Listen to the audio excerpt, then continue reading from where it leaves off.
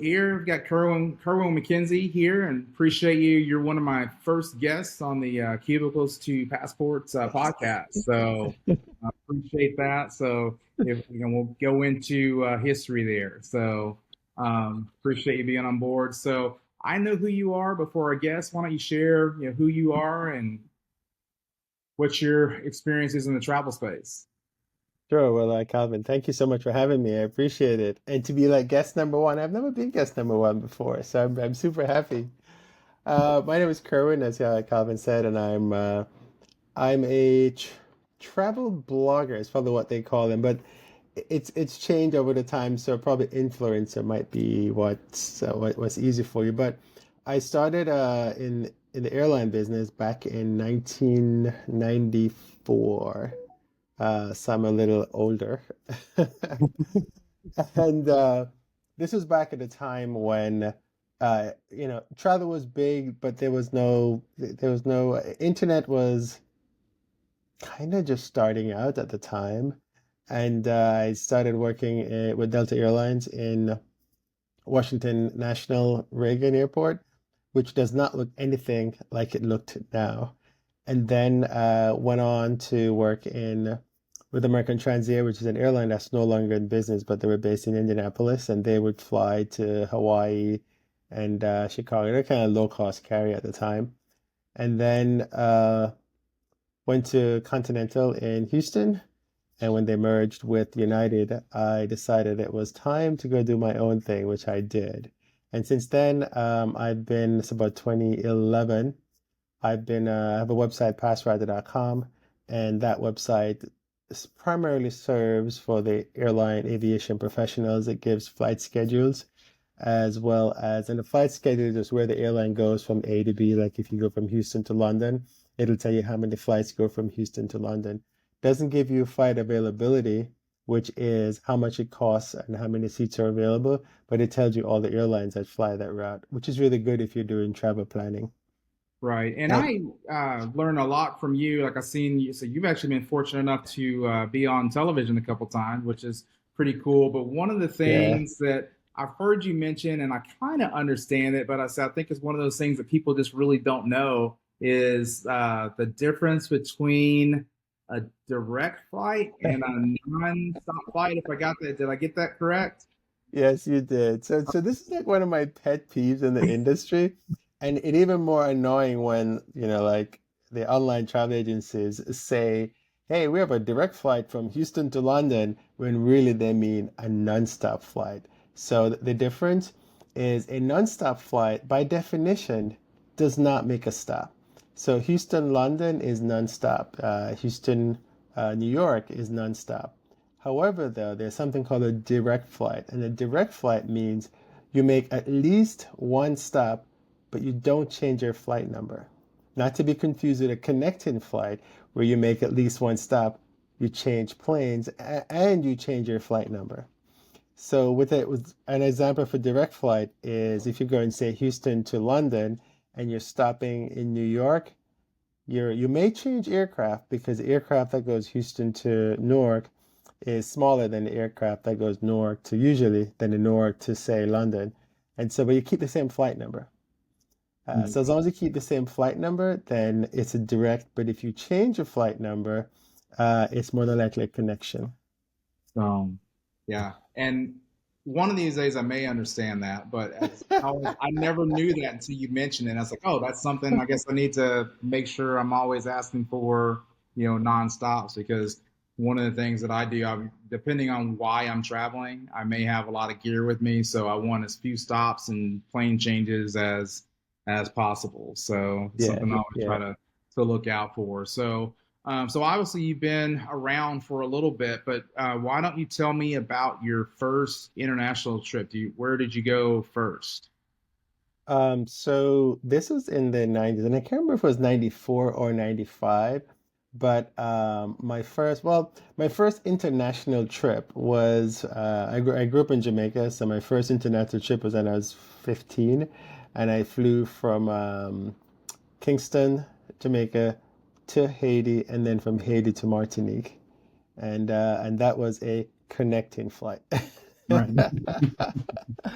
So that was my first foray into travel, and ever since I've done that, I've just been traveling. My first quote unquote, well, my first trip to Europe was in the 90s, 94, 95. I flew Virgin Atlantic.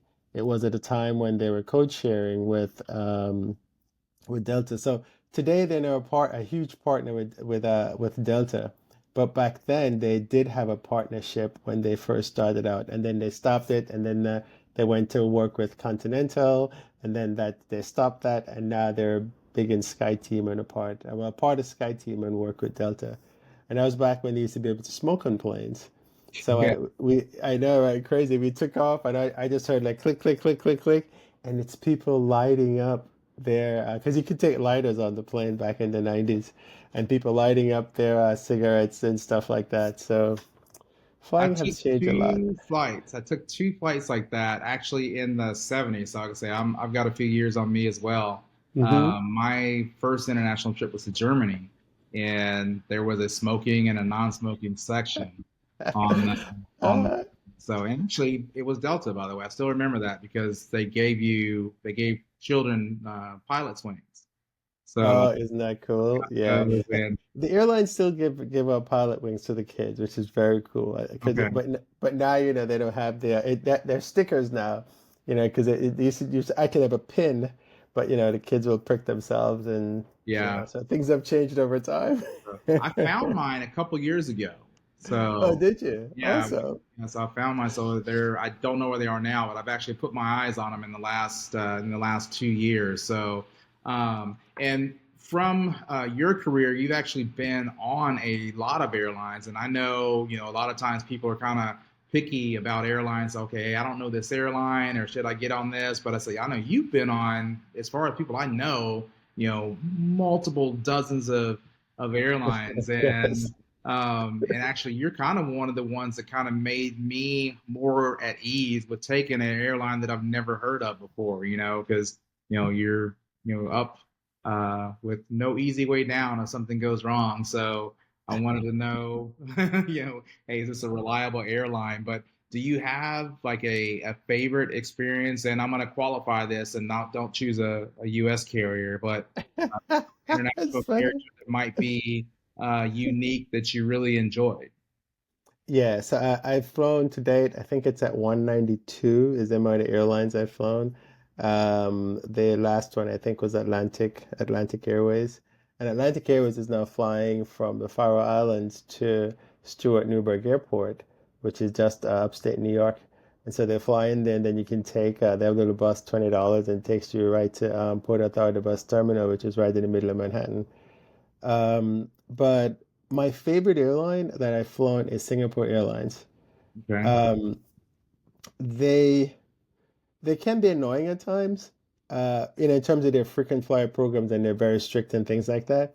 But their service is really good. The employees, they're dedicated. They really want to serve you. They like even when you're in economy class, they will help you and show you to your seat. So that's something that you normally don't see. Normally they say, yeah, go there, but they will actually take you down if they have someone able to do it. And so that's probably the airline that I've had the best service on. I mean, we can still talk domestic. As much as Delta is annoying these days with all their frequent flyer changes, they actually have pretty good service. Although I'm an American Airlines flyer these days, but Delta actually have really good service. Okay.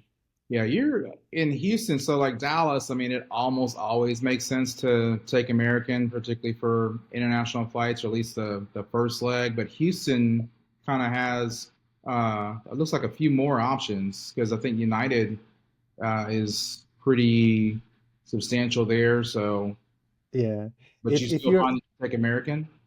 yeah, well, so kind of two reasons for that. One, I used to work for United. And so we get, as a retired United employee, I get flight benefits on United, but I can only use them for personal travel. And so if I want to get, so I'd prefer to get status on another airline rather than on United. And Okay. so I had Delta before, and Delta was kind of a little annoying, so I decided to go try American. I don't mind doing the connecting flights, which, yeah, it used to be they used to give you credit for connecting flights. Now you don't anymore. It's Like, really just how much you spend or how many miles you're traveling. And when you connect, you may get a little more miles, but it's not too much these days. It used to be a lot more that you get, but it's not as much as you think. And in Houston, the main carrier is United. I mean, you can go basically anywhere in Mexico, almost anywhere in Mexico, nonstop. You can go to there's London, Munich, Frankfurt, and Amsterdam. Used to be Paris, but they don't do Paris anymore. But from here you can go to Paris nonstop on Air France, or you can go to London also nonstop on British Airways, and Lufthansa flies in, and we have ANA. Japan Airlines doesn't serve Houston, but ANA does, so you can go to Tokyo. oh, Um, and there's like Air Mexico that comes in here. So the Houston is pretty well connected, and you can also go to South America. You can go to Brazil, Sao Paulo, and Rio. I think you can go from Houston. So Houston is very well connected when it comes to nonstop service. so that's pretty good. So one of the goals of this podcast is to educate, people that don't fly as often as you and me do. And so I was kind of just to get a couple things out there is like, what's a travel lesson that you've learned the hard way, that you wish you had known, before you ran into that situation that might help somebody that's taking maybe their first or second international trip? Oh, probably haven't.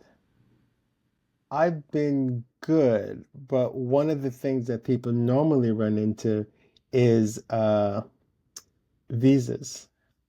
A lot of people don't think they need visas to go to many places, and you do. The kind of two things about visas is it's your citizenship. So people always ask, "Hey, you just went to, let's say, Colombia. And did you need a visa?" And someone will go, no. So then they'll go to the airport and they'll buy a ticket, and then they go and they realize that they need a visa. And it's because everyone is different. The passport you hold is one of the things. If you're connecting to the country you're going to, then it's also different. And sometimes if you've been to different countries before you go to the one that you're going, you might be in quarantine when you arrive or something like that. So there's a whole bunch of factors.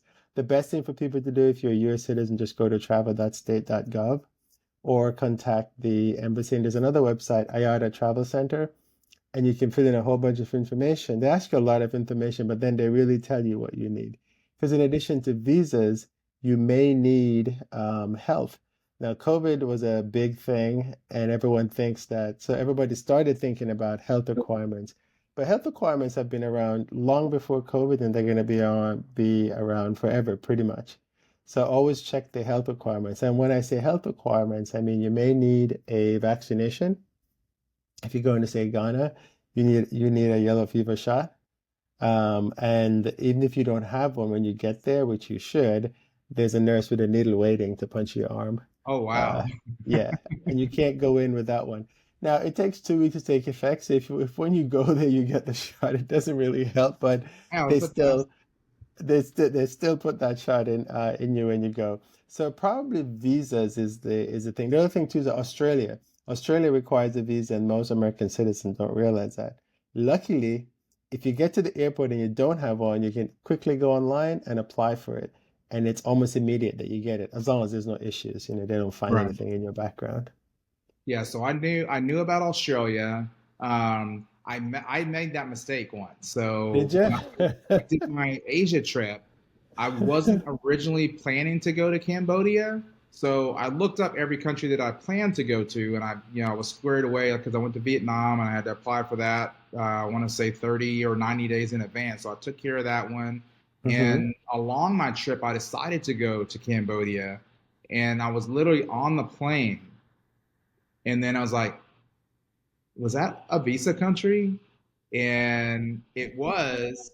And fortunately, they did have a visa on arrival process, but Good, it just good. took you, a longer time, a different Yeah. line.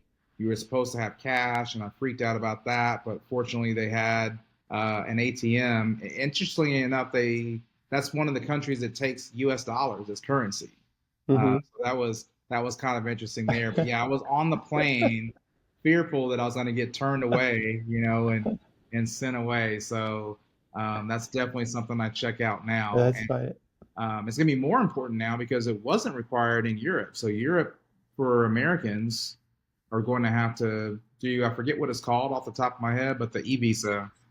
So it's called it's an authorization. So that's another misnomer, right? You're not going to need a visa, but you'll need an authorization. Right. And so what the authorization says is that you're quote unquote authorized to go to that country. Now, the whole thing about visas is that you can apply for a visa online and you get the visa, and when you go to the country, they deny you entry because you actually it's like a pre-processing and you actually get processed when you get there. So when you get there, they will ask you all the questions. Normally, if you have a US passport, you're pretty okay. But they can still deny you, right? I mean, but they ask you all the questions there. So it's the same thing with the it's called I think it's a EISA or something like that. But what you have to do when it comes out, if it comes out, because there's still things going on about it, you'll have to go online, apply for this permit in essence, and then when you get that approval, you take that. It's online, so they'll know, and then you go, and then you can get it in. But you don't require a visa; you just require that authorization to go in. Right. And the I other the didn't. other place that's gonna change too, I'm sorry, is Brazil. Effective January 10th, U.S. citizen, Australians and Canadians will be required to get a Brazilian visa again. Okay. Yeah, Good to know. they changed government, and because they changed government, the new government says, "Yep, you need a visa." So if you're going between now and January 10th, you're cool. But if you're going after on or after January 10th, you need a visa. That's interesting there. So be on the lookout, everybody. So, Yeah. do you have like a style of travel? Like, I know there's some people they kind of say, "Hey, I only do luxury travel." Some people they're doing budget travel. Like, do you actually have a travel style or? Yeah, I'm a hotel snob. I'm gonna just say that right out there. I grew up in the country, right? In Jamaica, I had an outhouse. I didn't have electricity. I don't want to stay in any place that's not nice. So people go, "Oh, you don't like camping?" No. And I have done camping. I've done a camping safari, which is actually really nice. And I spoke to Lily. She goes, "Can you try it?" I go, "Okay, fine, I'll try it." It was really very good. But so I told him I wanted a cot because I'm not sleeping on the ground because my back just hurts. And so the guy's like, "We have a cot here, but we don't know who's from." Like, "Me, it's my cot." So I've seen And so, some pretty good glamping setups out there, though. yeah, this was not glamping. This was you had to put your tent up. But it was cool. What we'd do is that everybody would cooperate and put each person tent up, and then you go around. So you wouldn't have to be there, trying to get, the stick over here and the stick over here. People really helped, and it finished much quicker. But no, which is why I'm loyal to hotel brands because whenever I go to a hotel, I want a nice hotel, a nice location, and I I want my own bathroom. I'm not gonna share any bathroom with people I don't know, because you know what, Calvin? People are nasty. They're Yeah, very nasty. they can be. They So can be, and I just can't deal with that. So, and no, not to say I've not done hostels, right? I have.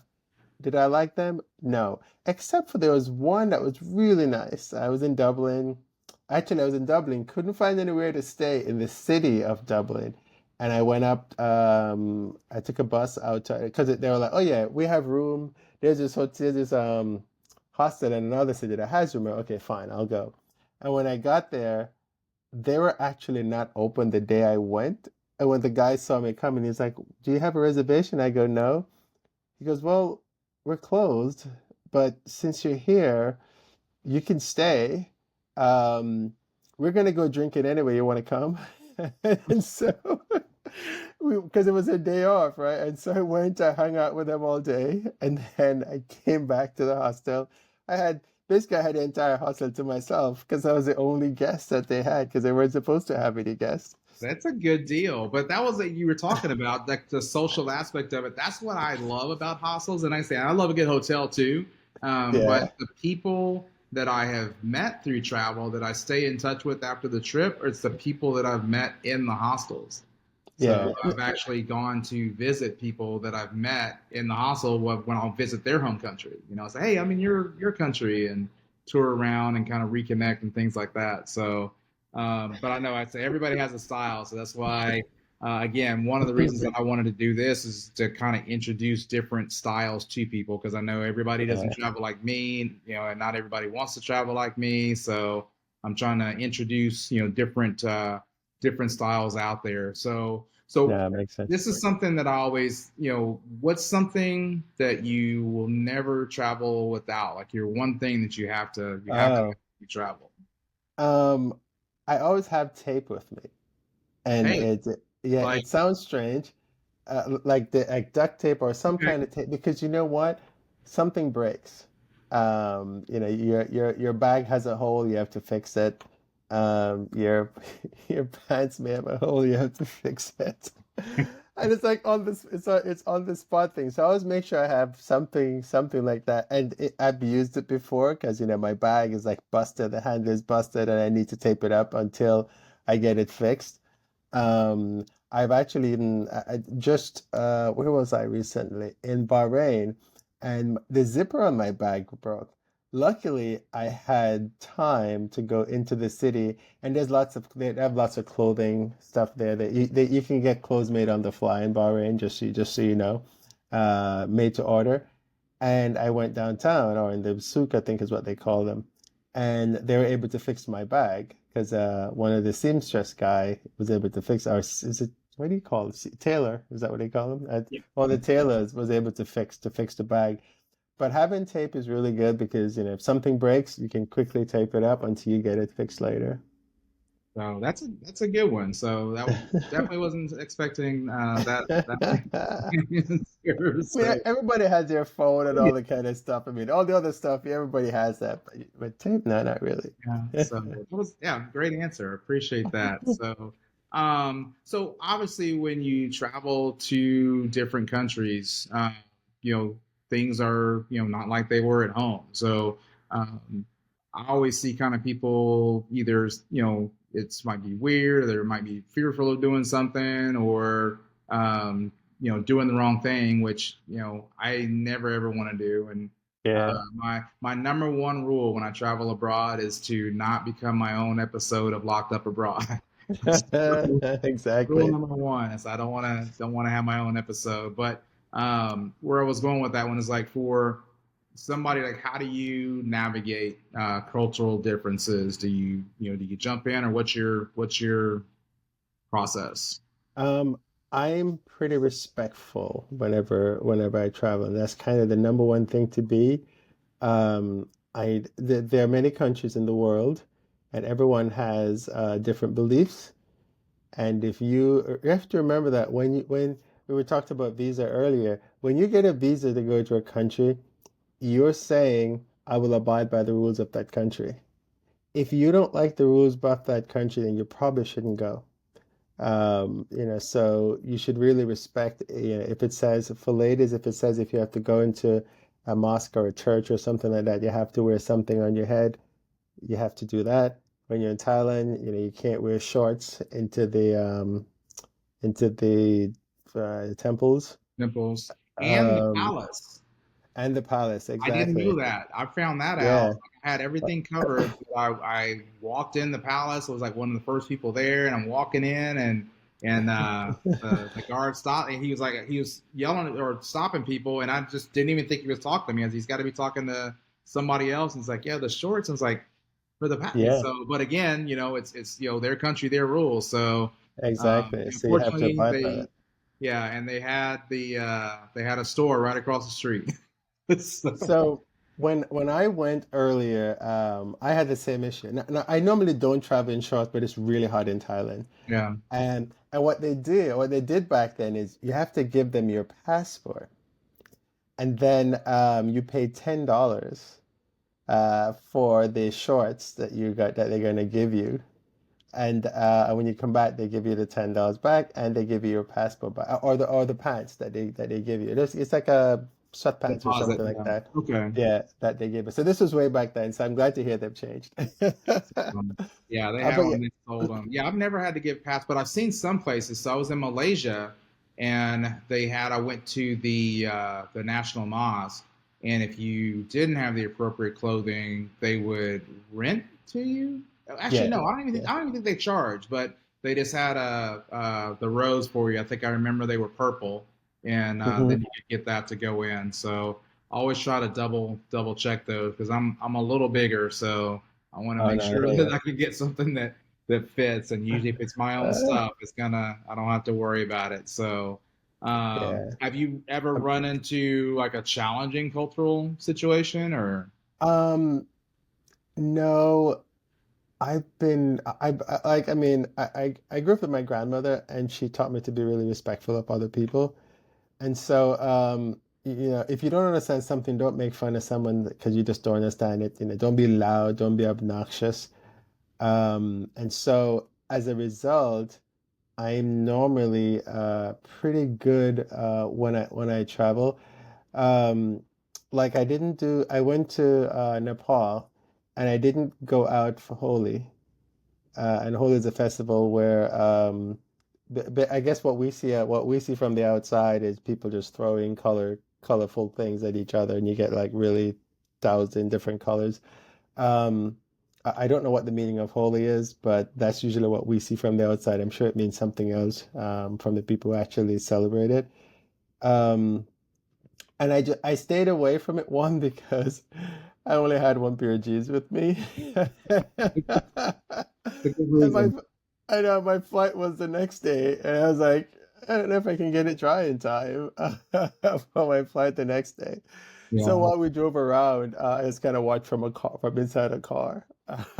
So, I just say I laugh when you mention the jeans because that's me too. So I've got one pair of jeans usually, unless it's cooler yep. weather. I've got shorts usually if it's warm, and actually a bunch of merino wool. So Yeah, this yeah. is my yeah, so that's been my best friend. So I usually have like three or four of those in my luggage, and that allowed me to be team carry on when I first started, but like now I've got too much camera equipment, so it ruined that. But I spent 4 months in Asia with just a backpack, and yes, one pair of jeans was Quite all interesting. I Yeah. did, and that and then you wear that when you travel to save the space with the shorts. Oh, Yeah. absolutely. And they say it's funny because normally I can just take one backpack with me. But you're right. You know, when you have your computer and you know, I just have some. I don't have as much equipment as you do, but uh, you, my computer and like all the hardware per se, I usually have in one bag pretty much. Right. And everyone always thinks that my backpack is bigger and heavier, but it's not. It's the little bag that's heavier than than the backpack itself. And it tricks people all the time. But when I fly like, you know, with Ryanair or someone like that, they think my backpack is bigger, so I just check it. $35. I don't have to worry about it. I only paid like $9 for the ticket anyway, so it's Right. okay for them to charge me the 35. I know that's how they make money. I'm not going to be one of those who's have like 10 layers of clothing and I'm dying or fainting because I'm so hot because I had too many layers on. I've seen those. Although I did when I went to Iceland, I wore my snow boots, and it wasn't to save money on anything; it was just for space. So Right, wore exactly. them on the Yeah. flight and wore them back, and it wasn't too uncomfortable, but yeah, it was a sacrifice. So, It's practical, right? right, Because and that's the other thing too, that some of the places I go to, I don't do a lot of the events because I don't have the gear that I need to go to. Actually, I went to when I went to the Faroe Islands, I had a jacket and I brought a bunch of layers. but the zipper on the jacket broke, and I ended up catching a cold because I had to be walking around with my thing like that. And since I wasn't in like Bahrain, I couldn't go find somebody to fix my zipper for me. Right. So, do you ever do or do you ever take like safety measures either beforehand or while you're somewhere? Do you do things differently than when you're home? Yeah, always. I mean, and some things the same. Like, in your home, you know where the safe places are, and you know that you don't do stupid stuff. And when I travel, I take the same thing with me whenever I travel. Right? I don't do stupid stuff. If I'm going out late at night, I know where I'm going. I don't walk down dark streets, unless I know, quote unquote, the neighborhood. It's one of the reasons why I like luxury hotels, because the luxury hotels are the hotels where the name brand hotels um, are always in places that are pretty safe. The hotels don't build the hotels in less desirable neighborhoods. Right. And so I can use that as a good barometer. And sometimes like people want to save money and they stay in this place like way out in the middle of nowhere. And so you have all this massive transportation and anything can happen between, because if you're out and about late at night and now you're okay, great, I need to go home. There's a safety factor between you. So even if your hotel is in a safe place, you still have to go through a neighborhood or something like that to get there. So oftentimes people will think, well, I'm trying to save money, but you're not thinking about your personal safety. Right. I was in Norway, and some guy was, but he followed me, and I stayed in a good hotel. He followed me down the street, and I was like, why is this guy following me? And so I walked down, and I crossed the street, and he crossed the street, and then I crossed the street again, and he crossed the street. So I turned around and I folded my arms, and I looked straight at him, and he looked straight at me, and then he walked off. Hmm. So sometimes you just have to be vigilant. Listen to your body. Whenever your body is scared, it tells you it's scared. The problem is that we ignore it. So don't ignore your inner feelings. If the street is too dark, and you're like, okay, this is the shortest way. No, just go get a cab or get an Uber or whatever you need to do to be safe. Is really what you should do. And sometimes it's better that if you call a taxi, have the hotel call one and have them come to the hotel rather than go outside and just pick up one that's hanging out. And Yeah, make sure. always do that. So I had a taxi debacle my first time in Amsterdam. Mm-hmm. I didn't even realize this was a thing, but like an unofficial taxi, but I didn't realize it. Let's say they caught me on the way out. And if I had thought about it, I probably would have, say, hey, I'll go to the taxi stand, but overnight flight, I'm on jet lag at 6 in the morning, and I'm just, hey, I just Yeah. want to get there. So I'm like, oh, hey, somebody right there. And then, we get in and the meter didn't work. Oh, So of then course. he's okay. Well, do you have any cash? And I just fortunately had some cash. I don't always when I first arrive, but I happen to have some then. And then I get to the hotel and I just kind of thought, I said, what's the normal taxi rate? And that was a scam. So the meter doesn't work, but they charge you more. So I think I paid like double what the fare should have been. And then I learned that Yeah. the official taxis have a different color license plate than the other vehicles. Right. So that was Right. my lesson there. And where that is, I was like, I was asking about safety because I've heard of people say, well, hey, I'm not going to go somewhere because it's not safe. But I was like, well, it's unsafe things happen here too. It's just a Yes. matter of Yes. like you said, being vigilant and kind of understanding what's going on. Outside of a war or something traumatic going on. Don't let safety worries stop you from traveling and seeing things that you want to see. Just either check in and see what things you might do or what's different. So Yeah, and thanks and for there are many it's like I said, here in the US we have our own issues, right? And so and one of the things you hear people go, I am never going back to this country because this happened. Um, that's it depends on what it is. And also sometimes some people do some stuff and you're like, well, why did you do that? I mean, why did you decide it was okay to go to the worst part of town at 2 o'clock in the morning? What did you expect was going to happen? Or they go out and they get drunk or something, and then something happens because they were drunk, because they're no longer thinking and at that time. and then So blaming it on the country. right, exactly. So you'd have done the same stupid thing when you were home. Right. So why you go, you're in another country, you don't know a lot of things that's going on. The other thing too is I think they have, is it STEP it's called, which is a Yes. program that the US embassies have. I've actually never done it, but it is a good program because if something happens, if you're in an area where it's tense and you have to go for whatever reason, then it's good to register, because if something happens and they need to evacuate people, they'll at least know where you are. I actually did a video. I've got a YouTube video on that, so I'll put that in the Good. show notes Yeah, for yeah. everybody. So I So mean, it's just little things. Safety is really important, and we need to balance um, how much money are we going to spend based on versus safety. Like I said, if I want to stay, like when I'm staying in a hotel or in a city, first I go, okay, what's my purpose for being here? And then I go find a hotel that's close to my purpose of being here. right, And sometimes the hotel might not even be in the city, but my purpose of being here is outside of the city. So I want to stay near to the hotel because I don't want to be commuting back and forth. Like Oktoberfest is coming up in Munich. You're probably not going to find a hotel in the city anyway, or if you do, it's going to cost a lot of money. But Munich is in a relatively safe city. Germany is pretty safe. So you can actually stay outside of the city and then take the train in into wherever you need to go.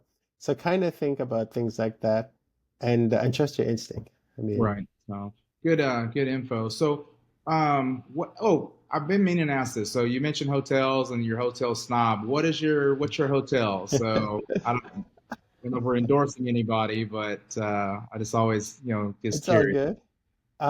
I have three brands that are my go-to brands. It's usually Hilton, IHG, or Marriott. Okay. And I don't have a Hilton credit card, but I do have an IHG and a Marriott card. And so whenever I go, I try to use those cards because they'll give you extra points if you use those cards to pay. Plus, the cards will give you they give you like a, instead of starting at the bottom, in terms of status, you may get silver or gold, or sometimes the top level. Like the IHG card used to give you the top level, but I don't know if that's going to happen because they just read the program. So in January next year, I'll find out if I'm still going to be diamond or not. I'm going to get to gold or something like that. Um, the reason why I'm loyal to a brand is, you get upgrades, and I'm not really big on the upgrades because I want a nice hotel, but I don't want to rule a house, because like sometimes you get an upgrade and you're like, what am I gonna do with this? I could invite everybody I just met at a party here and have a party right here. But because sometimes some of the upgrades are ridiculous how big these places are. But what's important to me is breakfast. If they have free breakfast or they give you credits for breakfast, then that's really good. Or if they have a lounge. But most of the places you have to pay extra for the lounge, or you book a room that's on the floor with the lounge, and normally you get paid. So those Right. are my top three brands. Not that I haven't stayed at any other brands, but because someplace you go, like someplace you go to Europe, you don't have those brands there at all.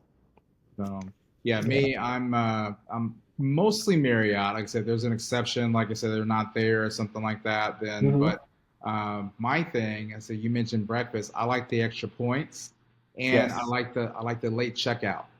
Oh man. I like the Yes. late checkout. So that's 4 o'clock checkout. And it's so funny because I was like, would you like late checkout? Why, yes, I so. would. Yeah, so awesome. I love that. And like I say, for no other reason, like I said, that's why I love that. And Yeah. it's a shock whenever I'm going out of brand, and have to, 11, 10 o'clock, so I'm scrambling to get out. So I really love those perks from membership. Um, are Exactly. you on planes, are you team window seat, team aisle, or I'm not even gonna say team middle seat, but Just one more note on the hotels. The other piece of that is early check-in. On my last few trips, I've been able to check in at like one was 8:30 in the morning, another one looked like 8:45, and most recently it was 10:30. okay. I normally have to wait until 3 o'clock. So early check-in is really good. But I love window seats. Whenever I book, I always look for a window because I want to look out and I want to take videos, I want to take pictures. And what people don't realize that you're not the only airplane in the sky. And so oftentimes you will see other airplanes going by you. And that's when you realize that you're really going like 600 miles an hour. Right. You're going super fast. So I'm team window. If I can't get a window, then the aisle will have to do. But as an ex-airline employee, I've flown in many, many, many, many, many middle seats. So yeah. So, So I'm team window, but I've evolved a little bit. So if obviously I never complain if I get upgraded to business or first class. I'll of say, course. hey, I'll take wherever that one is. And if it's a overnight flight mostly, then I'm not as particular. If for whatever reason, if that saves me a little bit on the fare, but outside of that, dayline, like I'll default to window when I can. So. Yeah.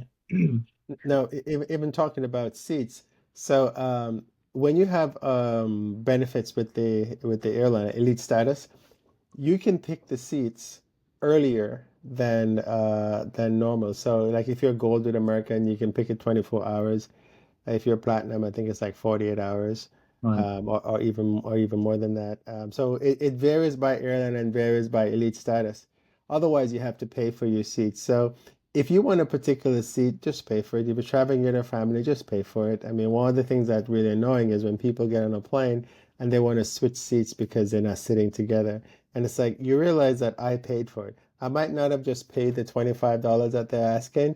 I paid for with my elite status. So don't be asking people to switch their seats. Just go pay for what you want. Right.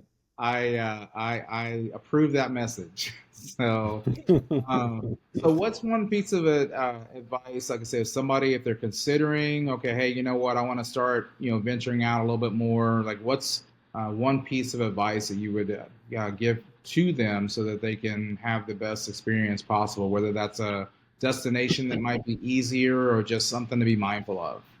Yeah. Um, it's probably the airline experience. I'm an airline guy, right? And I see people complain all the time about the airline experience is what they say is because they can always get a nice hotel at the other end, right?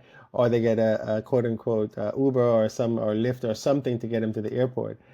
But it's the airport experience that's usually the piece that they hate the most. And so if that's the piece that's the piece you hate the most, it's because you've decided you're going to buy the cheapest part of it. Don't buy the cheapest ticket. Buy something. If you know that you have a bag, um, buy a fare that gives you a bag, or be loyal to the airline that will give you a bag. Like if you fly with Southwest, you know you're going to get two bags, but it's open seating. And you're like, well, I don't want open seating. I want to know where I'm sitting. So maybe you don't fly with Southwest. Maybe you have to pay for, the extra seat or the bag or something like that. But just, or if you're a bigger person, get a seat that you can fit in. Don't leave things like that to the airline because you're going to have a bad experience if you don't take care of you. So that's probably the piece that I would say if you're going to go travel, the airline experience is a piece that may make or break your trip. And I see it all the time. Because if you notice, whenever somebody goes, how was your trip? They don't go, oh my God, the hotel was awesome. They're like, oh, the airline food sucked. And the seats were so small, I couldn't even fit in it. They didn't give me anything to drink. And so it's always about the airline. That's the bad piece. So Right. as a result, if you know research, if you know the airline does not serve you food, bring your food. I bring my snacks because it's like Biscoff and ginger ale on the planes. So I bring my snacks with me because the snacks at the airport. Oh, as I say snacks, I was at an airport the other day. It was $13 for a burger and fries. Yeah. Now I normally don't eat burgers and fries, but it was like $13. So bring your. I normally go to the lounge, but the lounge was closed. So, but bring if you need snacks, bring your snacks. So research what you're doing in terms of the airline experience, because I guarantee you that if that part of it is really good, the rest of your experience is just gonna be a little better because you've done the research on that part. That's great. I appreciate that. And last question I have for you is, Sure. who is somebody that has inspired you from a travel perspective, whether it's a TV show or just somebody else that you know out there that Oh. was real influential to you? And that's not a plug for me. So yeah, I'm not eligible. I know it would be the answer, but I'm not eligible as a host. Um, you know what it is? It's my grandmother. It sounds kind of lame, right? But No. she is the she's a traveler. And when I'm thinking about some of the stuff that I do, because I'm the explorer, right? I will go find out, I go to a city and I'm like, okay, I'm just gonna go walk and explore. And that's my grandmother. Every time I think about something that I do, because like, we lived in the country and she lived well, we lived in Kingston, the capital, and she lived in the country. And she would like show up. And my dad would be like, well, how'd you get here? She's like, well, I took a van, I took a train, this is what I did. And it wasn't exactly close, right? Because back then we didn't have phones. And so one of the cool things that my grandmother always did was I would stay in the city with my parents, and then I'd go to the country where I'd go to school. And there was so I would leave at like the beginning of school at the end of school, sorry, go to Kingston, and then I was supposed to come back at a specific time. Now I always wonder, my grandmother was almost always there. I never showed up and she wasn't there. And I'm like, well, how did she know? They didn't have phones. And so apparently what happened was they arranged, they're like, you're going to come back on September 1st. And that was a date set in stone when I left. If that changed, they would send a telegram. Now, Telegram today to the younger ones is an app that's online, right? But a telegram is how you used to communicate back then because it would be immediate. And then the mailman would deliver the telegram. So it would go, have a machine that sends it a teletype, and then it would print it on the next side, and the mailman would deliver it, and it's immediate. Now, the bad thing about that is that whenever you get a telegram, it always meant that somebody's dead, almost always. Yeah. So, so no one would send a telegram unless somebody died. So, but it's just life like that, I guess. My grandmother was a part of that. She was the traveler. And so, and I think I learned all the travel things just watching her, watching how she operates. So she's kind of my travel influencer. She was an early travel influencer, if you want to call it that. That's awesome. That is awesome. So kind of give my parents a little credit as well. Dad being military, so that's how that trip to Germany happened. And my Yeah, mom's an educator and big into history. So that's what I'm kind of doing is seeking out the history. So that's pretty awesome. So yeah. how will people find you online? You mentioned your website at the beginning, but how do people find you on the socials? I'm at if you search the website is passrider.com. That's the one kind of for all the travel needs is there. On social, if you search on my name, Kerwin McKenzie, you'll find me. It's Loyalty Travels. I was trying to get something else, but somebody took it and they're not even using it. But that's a whole other story. But just search on my name on Instagram and Twitter. Um, Facebook is really pass writer.